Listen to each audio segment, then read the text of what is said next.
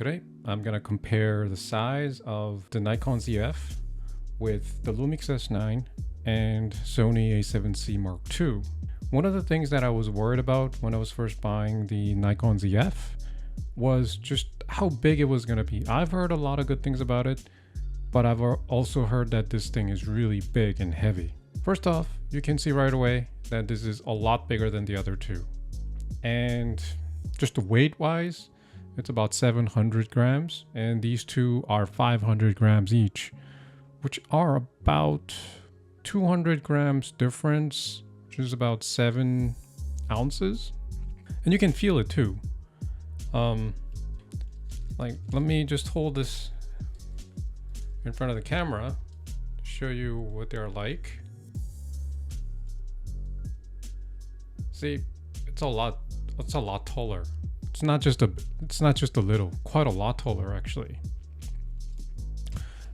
And because of the grip, the lack of grip here, the difference feels a lot bigger between these two. Here, this already feels pretty heavy because of the lack of grip here, that it actually feels heavier than it is. Whereas Sony A7C Mark II, because you have a grip, that it doesn't feel as heavy. And this feels very heavy. There's just no way around it, just feels heavy. So let me show you what it looks like with the lenses on.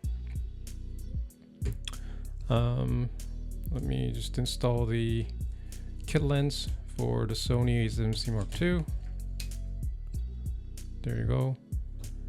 And this is the Panasonic 26mm f8 manual focus lens, which is the smallest lens available. There you go.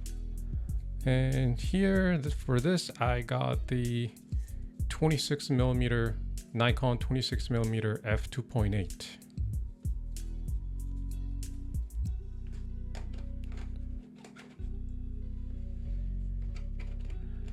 It's a little bit weird because Nikon, you twist it the other way. It goes counterclockwise, whereas all the other ones, you twist it the clockwise. Okay, so for this comparison, let me show it to you from the top.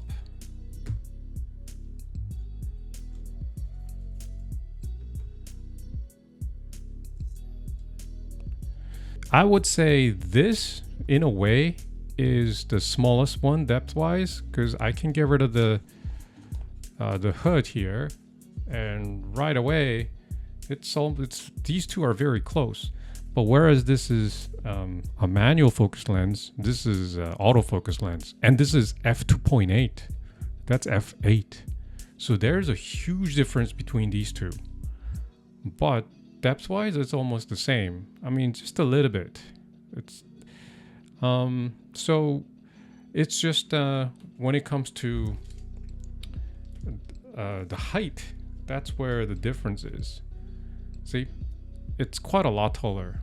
So let me just hold it out for you like that, and just have it side by side. Yeah, it's quite a lot taller, and you feel it when you put it in a bag or something like that.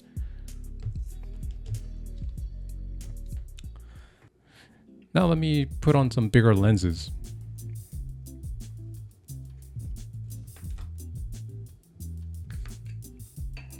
This is Nikon 40mm f2.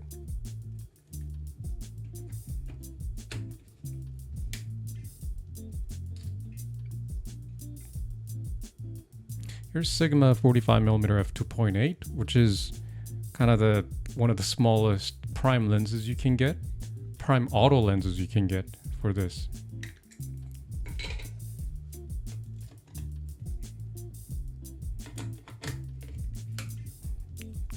So from the top, as you can see. So when you set it up like that, I would say there's almost no difference between these, at least depth-wise. The only difference, again, is the height. When it comes to zoom lenses, though, I would say, let me just put on the zoom lens on the Panasonic. This is where it gets really big for the Panasonic system. Yeah, this is currently the smallest zoom lens you can get for the Panasonic. I know there is a smaller one coming up, which is going to be like, I would say like this big. So at that point, I would say they're pretty even. But if you're going to use a zoom lens, it's kind of weird that the smallest body will be the biggest overall combination. So I would say that's about it. Let me put them back in the front view. Yeah, that's massive. I can tell you for sure that the ZF is as heavy and as big as they say. Especially when you just hold it, it's just chunky.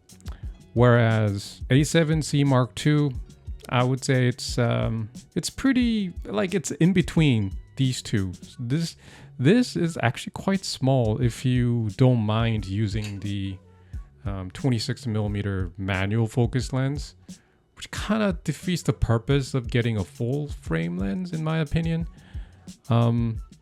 So, like, if I'm gonna keep one out of the three, I think I'm gonna keep the A7C Mark II. If I keep two, it's a hard decision between the two. Like, if I'm gonna take more photos than videos, ZF for sure. If I'm gonna take more videos, no question, this. But if I have to take both photos and videos, A7C Mark II all the way. So I hope it was helpful for you guys in making decisions between the three. If you want to see more videos like this, please subscribe, and I'll see you guys later. Bye bye.